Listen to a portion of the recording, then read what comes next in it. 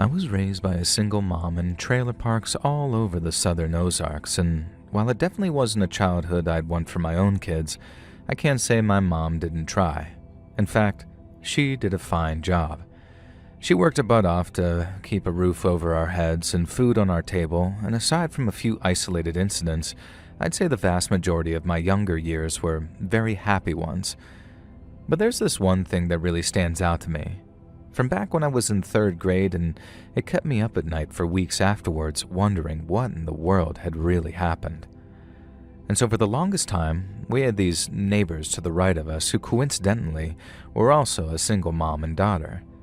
There was the daughter, Janine, and the mom, Carla, but unlike us, they were like a whole generation older. Janine was just younger than my mom, so maybe late 20s, early 30s, and Carla had to be in her 60s or 70s. I remember her being fairly active when I was much younger, but by the time I turned 9, she'd gotten really sick with something. So sick, in fact, that she spent most of her time in bed. I'd see her out on the porch every now and then, sitting in her wheelchair, but she didn't talk much anymore. She barely even looked over at me whenever I waved to her. It was really sad, seeing her waste away like that and only ever being in that gosh darn chair. But then one night, things got weird. Like really weird.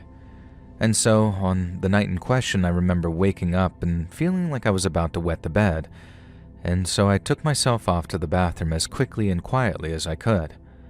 I did my business, and then thought that I'd get myself a drink of water before heading back to bed.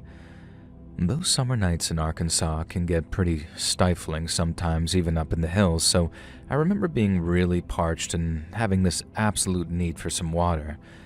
And then as I'm standing in the kitchen, looking out this little window at Janine and Carla's trailer as I'm gulping down a glass full of water, I could have sworn that I saw Carla standing in her bedroom window. And at first I couldn't tell if it was just a trick of the light because we almost never saw her standing up straight like that anymore. Not unless she had the support of something like her chair or the wall or something. But when I raised my arm and waved to her, she waved back.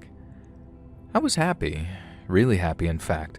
It had been the first time that we'd interacted like that in what felt like months, and I figured that there had to be maybe some improvement in her condition. I remember going back to bed in a very good mood before drifting off to sleep again, and then the next morning, it totally slipped my mind until I was already at school. By the time I got back home again, I guess it wasn't that high on my list of mental priorities because I didn't mention it to Mom then either. It was only the second time it happened that I brought it up with her, and that happened exactly a week later on another Thursday night. It had been a confusing week because Carla hadn't interacted with me during the daytime, and I think I'd seen her maybe 3 or 4 times during that entire whole period. She'd always been sitting out on the porch getting some fresh air, but every time I'd wave, she'd do that same thing of just sort of not even looking at me, like she couldn't, even if she wanted to. I didn't understand why she was being so hot and cold with me. I mean, I knew it was most likely her illness getting her in the daytime. It was just weird that she'd be so active at nighttime after being up all day while being taken care of by her daughter. But then, just like the previous week, I ended up waking up during the night, not to go to the bathroom, but for a glass of water. And then as I'm looking out the window again, there she was, again. We went through the same ritual. I waved at first, and then she waved back. Only that time I took the time to look a little harder, and a little longer too. I couldn't see Carla's face, but I also couldn't tell if that was because no light was actually catching it, or she had her neck down so she was looking at the floor and all her hair was covering her face. I remember getting really creeped out at that second thought for a second, but I soon calmed down because how could she know that I was waving unless she could see me? I tested it out, gave her a second wave, and when she returned it, I figured that I'd just freaked myself out a little bit. Of course she could see me, I was just being silly, and I still went to bed feeling a little bit creeped out while wondering exactly what was wrong with that poor, sweet old woman. Now, the next morning, I brought it up with Mom at breakfast and told her Carla had been waving to me from her bedroom window. I was about to ask if she knew what was wrong with her and why she might be all active and looking out the window at night. At first, Mom asked, "What did you say?" Like I'd somehow confused her. And then when I confirmed, I remembered her looking almost sorry as she basically told me, "Oh, honey, you didn't see Carla. That must have been Janine." I was sure it was Janine.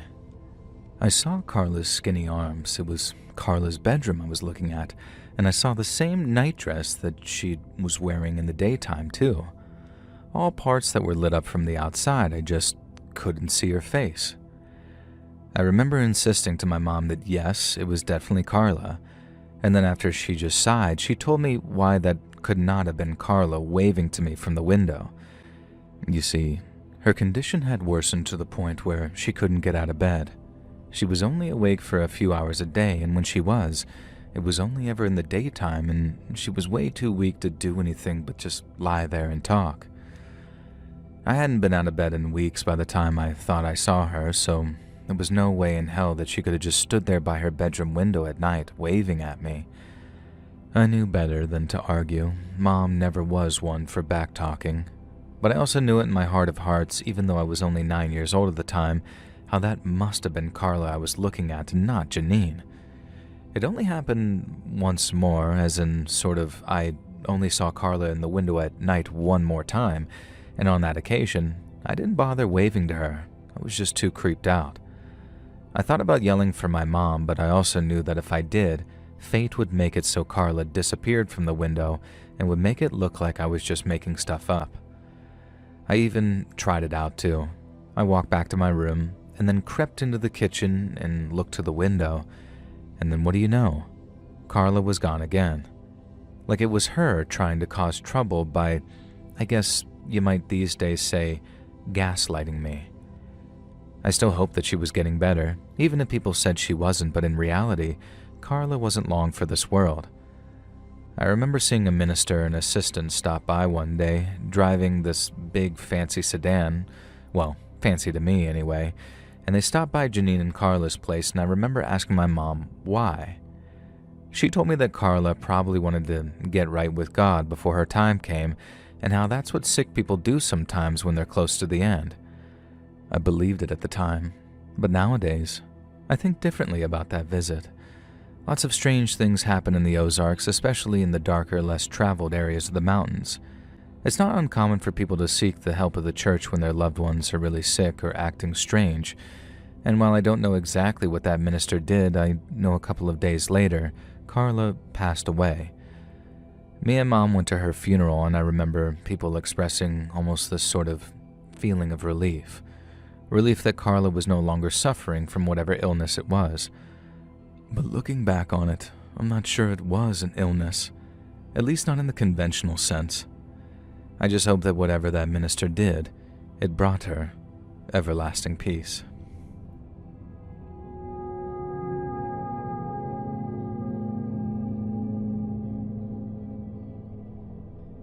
I've been a journalist all my life.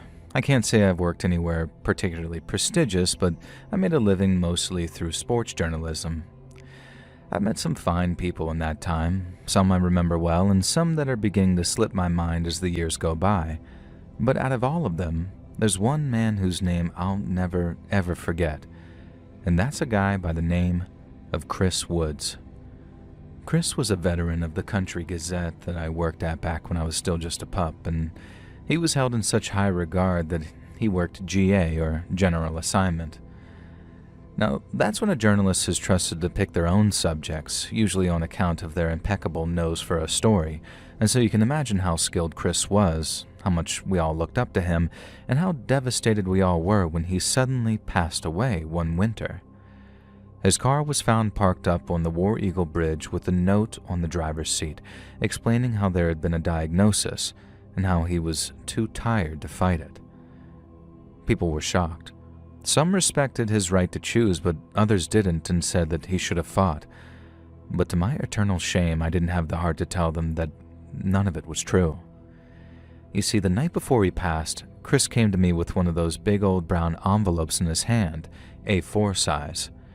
He told me he was going to meet with someone, and that if the meeting was successful, he'd be on his way to writing the biggest and most important story of his entire career. He was working under an assumed identity, and while that sounds unethical, trust me when I say that it was very common journalistic practice, probably even more so these days. Chris thought that he had all of his bases covered and had his mark completely fooled, but he also told me that he had this creeping sense of doubt about the whole thing. When I told him if he had his doubts he should call off the meeting, he said he couldn't. He said he was in too deep and that the rewards were too high and that if he didn't show, he might spend the rest of his entire life wondering about what could have been.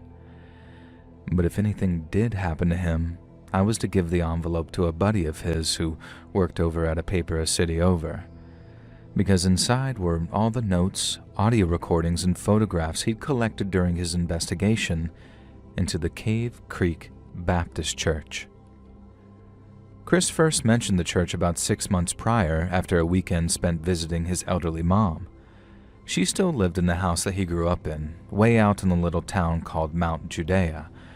I've driven through there once or twice, and it's a pretty little farm town set in the middle of a wide valley. Chris used to go down there to spend the whole weekend with her sometimes and said there were 2 things that she always made him do, without fail: peel potatoes and go to church with her on Sunday mornings before he drove back. Chris said that they went to the same church all their lives, and then one day, out of the blue, his mom says the girls from her bridge club had all started going to this place out near Cave Creek, and how it's undergone a beautiful renovation after a sizable anonymous donation. Now, I remember Chris saying how it sounded like good news at first. It's not often some old rural church falls into disrepair only to be saved by some wealthy benefactor whose granddaddy had been baptized there or something. So, being only too happy to see the church in all its newfound glory, Chris drove his mom over to the creek and laid eyes on the church there for the very first time. And boy, did he take a lot of notes on it. I had to go through my old copy of the files that he gave me to get all this right, but these were all the things he noted. Most rural churches have floors made of concrete, wood, or carpet, but Cave Creek Baptist had marble. Chris's mom said it was one of her friend's nephews who got the contract for the floor, and that he earned himself a very generous paycheck installing underfloor heating. The church's new sound system was equally impressive. Chris said that he used to review rock and roll shows down in Little Rock for one of the papers there, saying they were some of his favorite assignments. And that's how he got interested in concert setups and how he recognized that Cave Creek Baptist was now complete with top-of-the-line speakers, sophisticated baffles, a digital mixing console, and even wireless microphones for those who stood at the pulpit. Outside, they had hand-laid stonework on the foundations and steps, and a paved parking lot with LED lighting and security posts. The landscaping included an irrigation system along with these beautiful specimen trees that looked like they were transplanted from a botanical garden. A whole extra structure had been built on the side, something they called a fellowship hall. Chris didn't get to look all the way inside, but from a window he saw a professional-grade kitchen with quartz countertops, along with commercial-grade refrigeration, which included a wine fridge. But the thing that really got Chris's attention were the security features. His notes said that they were, quote, high-end but low profile that doesn't match the trust in the Lord vibe. And he also recognized the cameras, which were neatly integrated into the architecture, as in having night vision and motion tracking features. They also have commercial-grade locks on reinforced doors and a silent alarm system that was tied to a private monitoring service. Chris is making a note of all this stuff in his head while the pastor's giving his service, and you might be thinking that he was a real likable guy to be the recipient of all that money. But you'd be wrong on that, because Chris was a great judge of character and said the guy gave off a subtle but very distinct flavor of slime ball. His mom ended up introducing him to the guy after the service was over, and Chris said that he got that exact same read off of him. He might have had his own congregation fooled, taking all that high and mighty talk in his beautiful new church, but Chris said that he could see right through him. Something was going on with that church, and Chris wanted to find out what it was. That week, after he got back from his mom's, was the first time he mentioned it to me. We were in the office taking our lunch break when he asked if I was familiar with the Cave Creek Baptist Church out near Mount Judea. Now, I didn't know the area at all back then, so he started telling me about the church and how strange it was that this little old place in the middle of the Ozarks seemed to be so flush with cash. I remember sarcastically saying that he should get to the bottom of things because that evil pastor was no doubt bumping off his elderly congregation after rewriting their wills. And Chris laughed, and I thought that was the end of it. But then maybe a week later, he was reading a book over lunch, this dusty old local history book titled Old Churches of Newton County. It was my turn to laugh as I told him to drop it already, that he had better things to do than get all paranoid about some lucky pastor getting himself a generous donation. But Chris always did know when he was on to something, and that old church was no different. Now, he kept on visiting his mom on the weekends just as an excuse to hang around the church without showing up in a professional capacity and ruffling feathers. He went maybe 4 or 5 weeks in a row, watching the whole time, figuring out who was an associate or an assistant. And then slowly but surely, he figured out that the one guy's job title was just head of security. He could understand why the place needed a security guard, but apparently, Cave Creek Baptist had a whole team. Again, this didn't seem all that strange, as I can think of 1 or 2 around these parts who wouldn't think twice about robbing a church. But if that was the case, why was the head I mentioned, a man named in Chris's notes as Danvers, hardly ever around the church? I mean, he came and went from time to time, but Chris only ever figured out just how frequently after he tailed him on and off for a couple of days. It was a real risky move, following a guy like that, but Chris was old and wise enough to make sure that his times and places were all near perfect. With a little bit of luck, he figured out Danvers was making regular trips down to Hot Springs for some reason. Now, he felt like he was pushing his luck at one point, having followed him at a distance for 3 out of 5 days. So he borrowed his wife's Altima, worked out Danvers' routine, then followed him all the way down to Hot Springs to see where he was going. He said he almost got himself made when Danvers stopped for some coffee someplace, but thankfully, the place was crowded enough for him to blend in, then make his way out again without being spotted. Chris then almost lost Danvers' car when a spotlight cut him off, but after driving around block by block looking for his car, he found it outside a nightclub owned by a very shady character. Now, the club down in Hot Springs was owned by a man named Ricky Marshall. The name won't mean much to most people, but Ricky was the son of Art Marshall, who ran with a gangster named Oni Madden back in the late 50s and early 60s, back when Hot Springs was a haven for East Coast gangsters looking to start afresh someplace. Ricky might have been a part-time pimp and full-time screw-up, but nightclubs pretty much run themselves if you got the right bartenders, so there were no surprises that he'd settled into managing a club.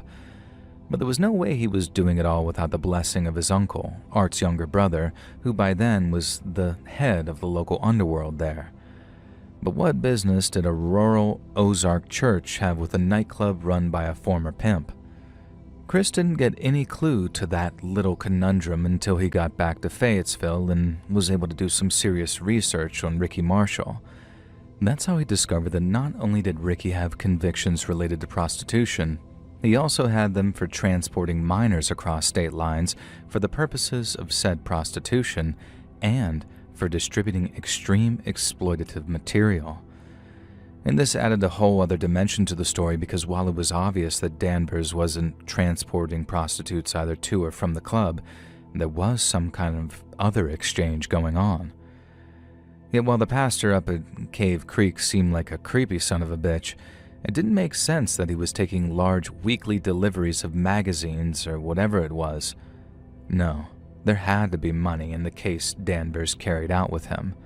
The only question was, what was the church giving them in return for it? Chris obviously did his due diligence and made sure that Danvers was actually inside the club and not the late-night Chinese place next door. But just as predicted, after waiting and risking a parking ticket for a few minutes, he watched Danvers walk out of the club with one of those fireproof money cases, which back then must have cost him about $500. Chris had no doubt that this thing was full of cash, or if not, some other kind of material that was so valuable it needed to be able to survive a fire. And no matter how much a person might value that stuff, paper lewd adult images just doesn't realistically fall under that category. Chris then followed Danvers as far as he needed to be sure that he was headed back to the church, and then on the narrow assumption that he was dropping the cash off there, we have to ask ourselves why a house of God was getting cash from a pimp like Ricky Marshall. After tailing Danvers, Chris stopped going to Cave Creek with his mom, and whenever he was visiting her, insisted that they visit the old Mount Judea church instead. He told her it reminded him of being a kid and of happier times, but really he just needed to put enough time and space between himself and Cave Creek Baptist to put the next phase of his plan into action, and that involved approaching Danvers with what amounted to an offer of fake business.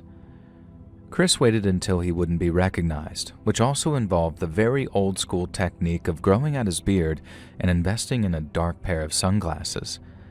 Then, after dressing in a way that he was sure Danvers wouldn't recognize him at all, he waited in Hot Springs for him and then made his approach. Chris convinced Danvers he represented an organization similar to the one Ricky Marshall was a part of, and one that was very interested in procuring the product he was providing.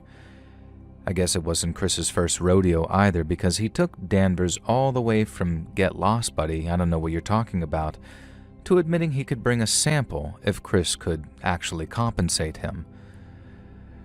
Chris said he played his hand just right and that he never once mentioned what that product might be, which implied that A, he already knew what it was, and B, that he was so on the level that he knew to mention it out loud in public.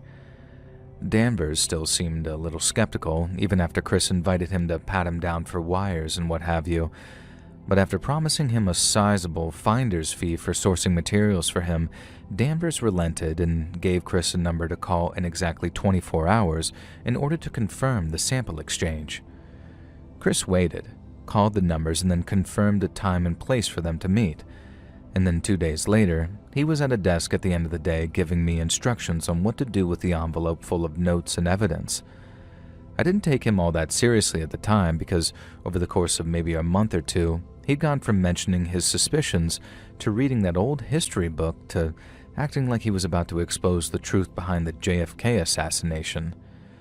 I thought he'd gone a little nuts, if I'm being honest, that maybe he was going through some kind of midlife crisis. He seemed fixated on something that had a perfectly rational explanation, at least that's what I thought, until I read what was in the envelope. And only then did I realize the gravity of the situation and how Chris's death was not what it appeared to be. I remembered the day that he failed to show up for work in the morning and how people were walking around the office saying, "It must have been one heck of a head cold to not call in and let us know." People treated it like it was no big deal, but I got an actual chill running through me thinking about all the stuff that he'd said about him disappearing and what I should do if he did. Like I said, I thought Chris was losing his mind and that he talked himself into thinking he was the star in his very own conspiracy movie, but he hadn't talked himself into anything, at least nothing delusional anyway. Or maybe a better way to phrase it would be, Chris actually had talked himself into something, and that something was a whole heap of trouble. I had to keep my mouth shut during the unsuccessful search for his body and during his funeral when heartbroken family members were asking why. Why would he do something like that to himself? And in my mind, I kept screaming out, He didn't write that note. He was murdered. But I was also under strict instruction not to kick up a stink about what I'd been told. If I did, I might spook Danvers, the pastor, maybe even the whole operation, and then Chris's work would never be completed. And so instead, I did as I was told and delivered the files to his friend at the Fayetteville newspaper. I couldn't deliver it to him in person, of course. They didn't just let me walk up to the guy's office and drop it on his desk. I had to go through a secretary. But I left her my contact details and asked her to pass on a message to Chris's friend saying if I could help in any way at all he needed to do was call me. But he didn't, and it got to the point where I had to call him, hounding that secretary again and again until he finally agreed to call me back. But I know now that I shouldn't have put all my hopes in that return call, because when it came, they were brutally cut down. When the guy called back, it was like he also thought that Chris was just losing his mind, and while I'd once believed that that was the case myself, I couldn't after I read through those files. I asked the guy if he'd read through everything, and when he told me yes, I asked how the hell he could be so dismissive when Chris was so certain of everything. Now, he'd been at Chris's funeral, although I obviously hadn't recognized him because I had no idea what he looked like, but he'd been there as his family grieved, as the official story was circulated among friends and relatives who wept for their dearly departed old friend, and apparently he'd swallowed it hook, line, and sinker. But that's just the thing. I don't believe for a single second that Chris's old journalist buddy read through all those notes and all that evidence and still thought, "Fool's lost his marbles." He read through the same thing I did, so if you ask me, it was more a case of him recognizing how dangerous Chris's work was than refusing to continue it out of fear that he'd suffer the same fate. In a way, I can't blame the guy. I myself was scared as hell driving over to Mount Judea and then on to Cave Creek and the big extravagant church there. I talked to the pastor myself and got the same subtly creepy vibes that Chris did. I mean, I was definitely influenced by the things he'd written in his notes, but he was right, and it felt to me like the guy was wearing a mask of decency. The pastor said that he'd heard about Chris's passing and then invited me into his office to show me something. I didn't know what to expect, but when I saw Chris's photo hanging there on the wall in a fancy golden frame, it made me sick to my stomach. It was a trophy. They had a goddamn trophy of someone that they were complicit in silencing. And the pastor said the church, meaning him, liked to think of Chris as one of his own, since he was someone who'd frequently worshiped with them at one stage and someone who had now gone back to God. The self-satisfied way that he said it turned my stomach too, as if he were saying, "We got your friend, and there's nothing you can do about it." I might have mentioned this already, but just in case I didn't, I made a copy of Chris's envelope before I took it over to his friend. Well, I ended up making 2 more whole copies, one sent to the feds and one I sent to the local sheriff's department. I don't know why I bothered sending it to the county sheriff, who said that the church had more grounds for a harassment case than Chris did for any kind of corruption or other scandal. The feds didn't even call me back, and I'm guessing Chris's work will stay buried in some pile somewhere until some poor schmuck finally gets around to reading it in maybe 30 goddamn years. I thought about driving out there at night and burning the place down myself, provided Danvers or one of his boys didn't shoot me first, but then one day, it burned down all on its own. I guess someone at the Fed finally got around to reading the file, and that someone at the local sheriff's department tipped them off that the crap was about to hit the fan. The pastor vanished along with everyone that was employed there. There was one local man who tended to the church's landscaping, but he didn't know much, and to him, it was just a case of his very cushy job disappearing overnight. Now, I don't know if it was Ricky Marshall and his boys who burned the place down. Maybe Danvers did it on the pastor's instruction. All I know is that Chris tried his damnedest to work out what kind of evil had corrupted that place, all in aid of putting a stop to it, and he paid for it with his life.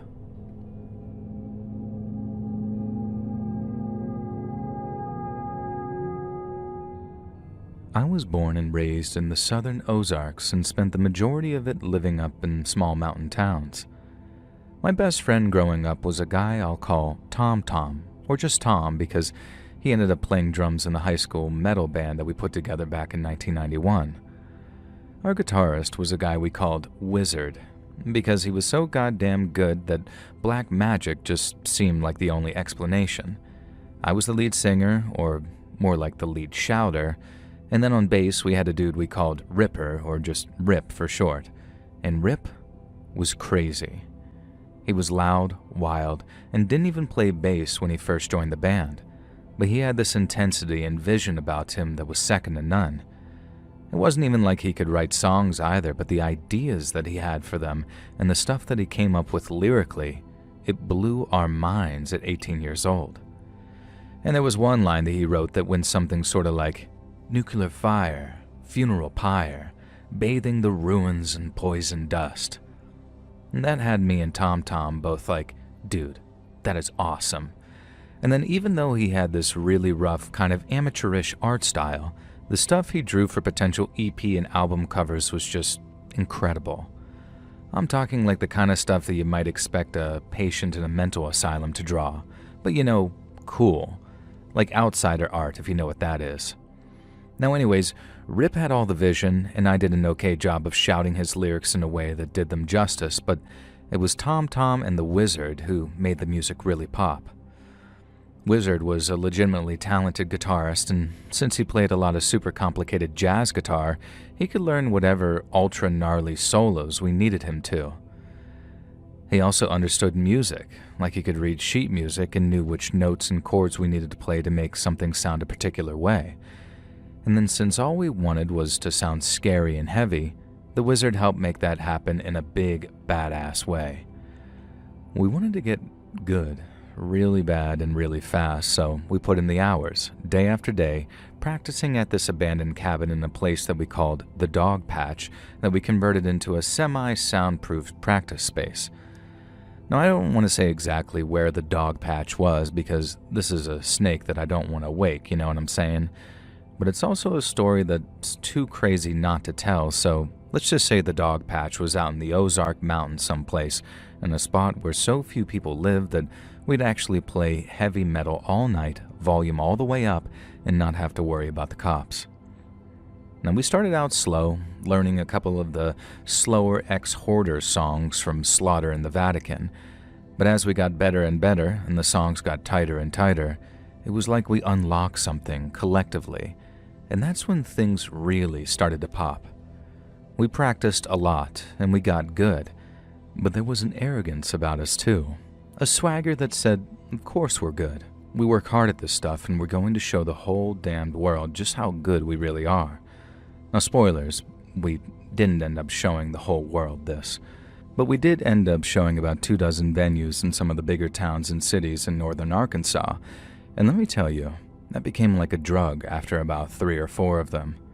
We went to kick ass and take names and did both. The ass kicking in the form of tight, gut-punching sets, and the taking names in the form of meeting other bands, swapping numbers, and securing invites to play more venues. And by the time things went to crap, we had a small following coming to each of our shows and asking when we were going to show up with tapes or merch to sell. We were well on our way, dude, I'm sure of it, and then slowly but surely, things started to unravel and fall apart. About a year into practicing and playing shows, Rip got majorly into getting high. Now, we were all getting high, and we did a lot of drinking too, mostly together, but it was a case of, if it's around, cool, I'll try it. But Rip, he'd go on whole trips in the van to different cities looking to buy mushrooms or LSD, or even coke when he had the money. He said he got bigger and better ideas whenever he was high, and we believed it too. I now think his ideas would have been, and were, just as good without getting high, but at the time, we were in the thick of it, you know? Rip had this idea that, to reach the next level, we had to go on a joint LSD trip together, like as a band. Now, I thought it was a great idea, and so did Tom Tom. Wizard said he was down too, but when the day came around, before we all drove down to the Dog Patch to drop acid and jam out, the Wizard dropped out instead. He called Tom Tom to say that he wouldn't be able to make it, and Tom passed the message on to me and Rip, but when Rip heard, he was pissed. We had to spend like a whole hour getting him to chill out again or risk a bad trip with all of his negative energy, and then finally, we took our tabs, sat around at the Dog Patch, and tripped ourselves into oblivion. And the crazy thing about it? It kind of worked. Me, Rip, and Tom actually did feel more like connected afterwards. I wouldn't say it improved our playing or anything. I guess it was more just the sense of brotherhood that we felt after going on our first trip together. But it really did feel like it had made a difference in terms of aligning our visions for the band. I was bummed that Wizard wasn't there to experience it with us and to see what riffs or licks he came up with while tripping. But Rip said that he'd have a talk with him, and have a talk with him, I guess he did. He called me one night saying everything had been arranged and that he and Wizard were going to trip together at the dog patch, and I was obviously very happy about this, but then immediately disappointed when Rip said that they had to do it alone. I think he might have been BSing me looking back on it, but he said that he only had 2 tabs left and that it'd all go much smoother if it was just him and Wizard. It made sense to me at the time, but even if it didn't, Rip said that he had only 2 tabs and couldn't exactly go calling him a liar now. So I think about a week went by, then Rip calls Tom and me to tell us to stay away from the dog patch, at least until later that night because he and Wizard were going on their trip together. Now I'm thinking, cool, okay, see you later maybe, then walk over to Tom's place to hang out and listen to some tunes. It was always a good hang with Tom, but then by about 8 in the evening, we were bored out of our minds and we were itching to practice. Now I'm not kidding when I say that we used to practice almost every single day, especially once high school ended and we had all this free time on our hands. And so going the whole day without jamming out just made me sort of itchy, you know? And we knew not to drive over to the dog patch not until Rip was done bringing Wizard into quote-unquote alignment. But as 10 p.m. ticked over to 11 and our boredom levels peaked, me and Tom told ourselves that Rip's little ceremony just had to be over by then, and we made our way over to the patch. I remember rolling up, seeing Wizard's car and a light on inside, and then hearing the slightly muted sound of Rip playing his bass on the other side of the cabin wall. We didn't hear Wizard playing at all, but that didn't set off any alarm bells for either of us. And so off me and Tom went, grinning like idiots thinking that we were about to walk in on some clown show, only to walk into a nightmare. We recognized something was wrong right away because Rip was sitting shirtless near his amp, while Wizard's guitar was just laying there, face down on the floor. The guitar meant absolutely everything to him, and even if he was out there tripping balls, there's no way that he'd have just left it lying there unless something was wrong. I started asking Rip where the hell he was, but Rip didn't reply. He didn't even look up from playing that weird, distorted bass line over and over, not until we got really close and started waving our hands right in his face. But by the time we were that close, both me and Tom could also see all these little flecks of blood on his chest and arms. We say, "Dude, what the hell happened to you?" But then that led back to the question of where the hell Wizard was. Rip wouldn't stop playing his bass as he looked up at us, and when he did, we could see how his pupils were sort of like these big black circles from where he was clearly still tripping pretty hard. We're telling him to stop playing and talk to us, but he had his amp turned up so high that I could barely hear myself over the sound of it. Tom had to walk around the back of him and switch off Rip's amp just so I could be heard, by which point I'm getting pretty mad and I'm yelling at him saying, "Where the F is Wizard?" After telling me to chill, Rip said, "Wizard's not here, man," and then started laughing. I guess because he was doing the old Cheech and Chong bit, but then knowing what I know now, it just feels way, way darker. Tom then says, "His effing car's outside, Rip. Where did he go?" But this only caused Rip to start laughing again. He could barely get his words out from laughing so hard, and when he did, they barely made sense. "He didn't go anywhere. He's just not here anymore. He wouldn't give it all up." It was that last part which really got my attention, and I started asking him what he meant by "give it all up." To my frustration, Rip just started laughing hysterically again and not being able to get his words out. And as I'm telling him to breathe and focus, Tom walked out the back door having noticed it wasn't closed all the way, and then not even a minute later, I hear him screaming. I went running out the back door because I'd never heard Tom make a noise like that, not in all the time I'd known him, and I think just from the sound alone I could tell that he'd found Wizard. I caught a glimpse of Wizard's shirtless body and how he was lying face down in the dirt outside the cabin, with his back smeared with blood.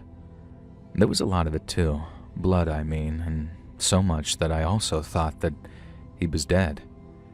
And that's what Tom kept saying as he pushed me back towards the cabin. He said I didn't want to see it, the wizard was gone, and that there was no helping him. I told him we needed to go get help.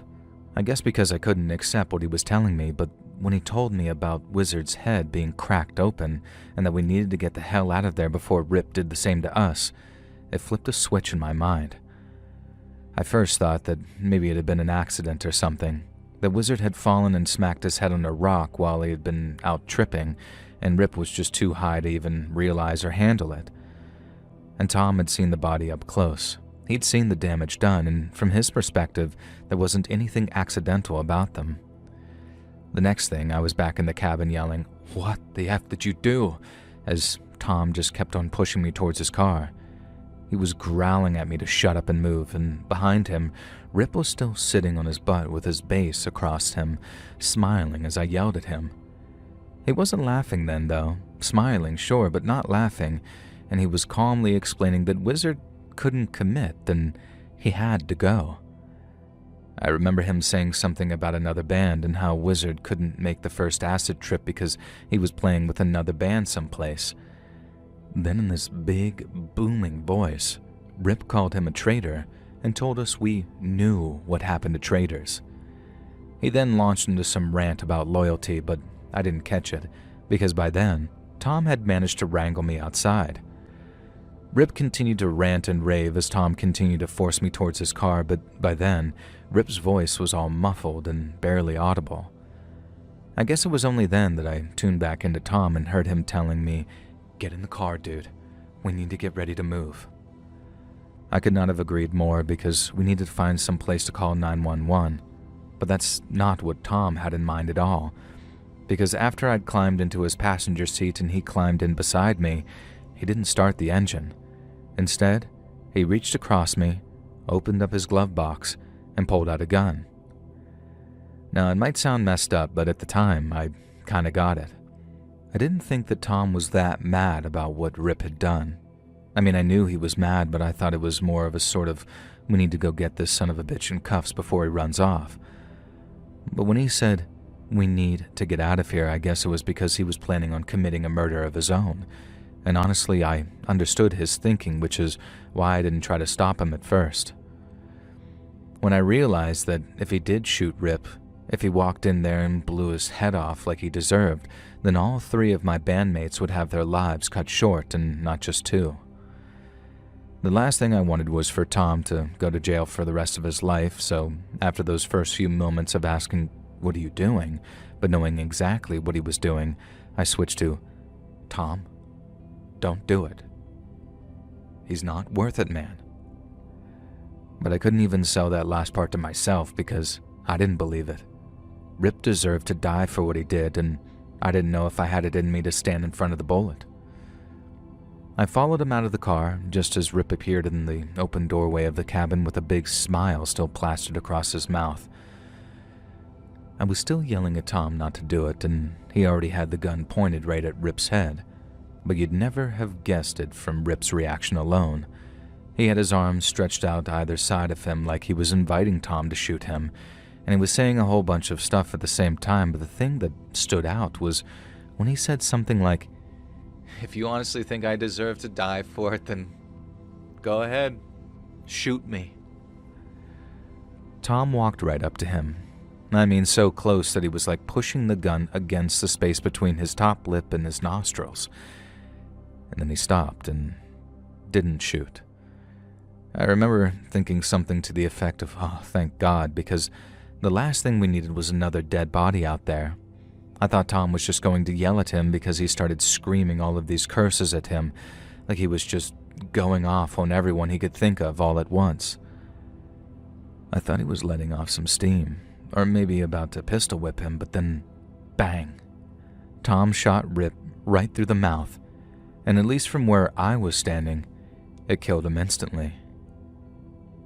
Seeing Rip go down like that, the way he did, and knowing Tom had just pissed his life away killing someone the cops probably would have shot anyway, it hit hard, man.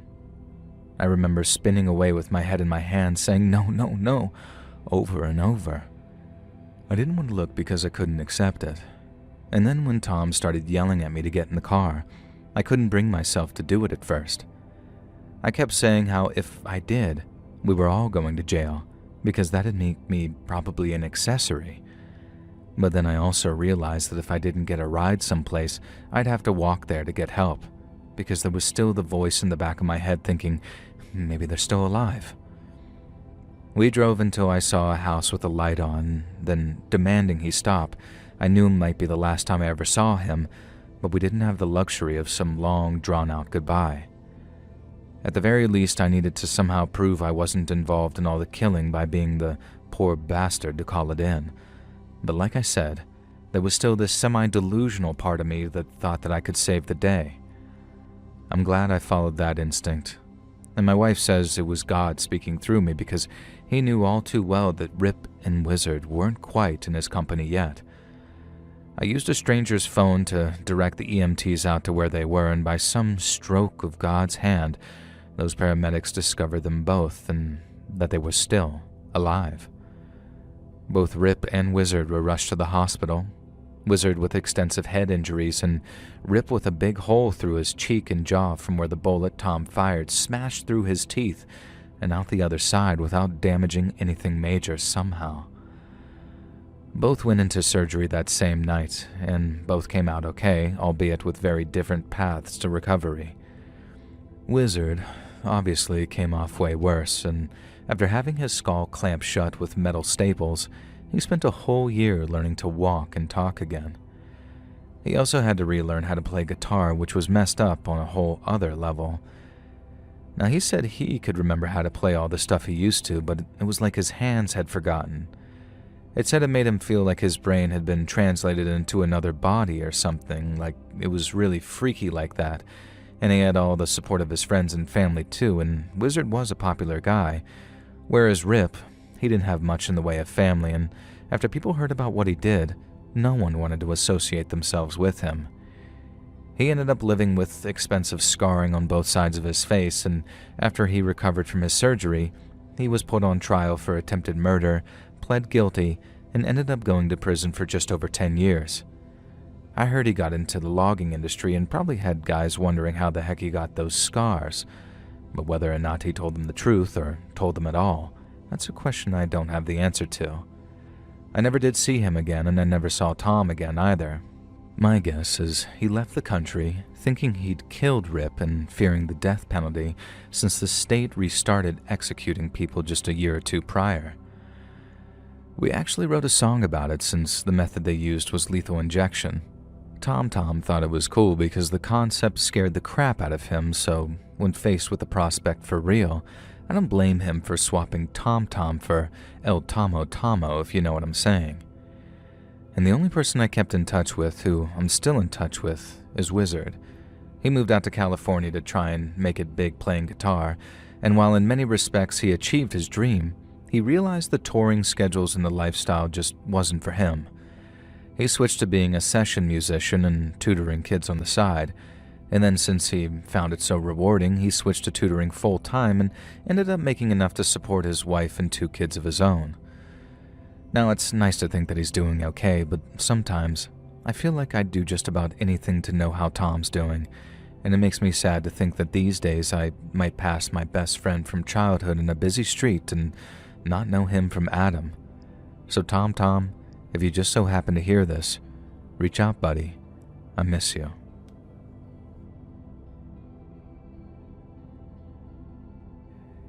Hey friends, thanks for listening. Click that notification bell to be alerted of all future narrations. I release new videos every Monday and Thursday at 9 p.m. Eastern Time, and there are super fun live streams on Sundays and Wednesday nights. If you got a story, be sure to submit them over at my email at letsreadsubmissions@gmail.com, and you might even hear your story featured on the next video. And if you want to support me even more or grab early access to all future narrations and bonus content over on Patreon, or click that big join button to hear about the extra perks for members of the channel. And check out the Let's Read podcast, where you can hear all of these stories in big compilations located anywhere you listen to podcasts. I also have a true crime channel that I know you'll love. It's called Saturn Soul. Go subscribe right now, for God's sakes. All links are in the description below. Thanks so much, friends. And remember, shampoo, and condition your bush.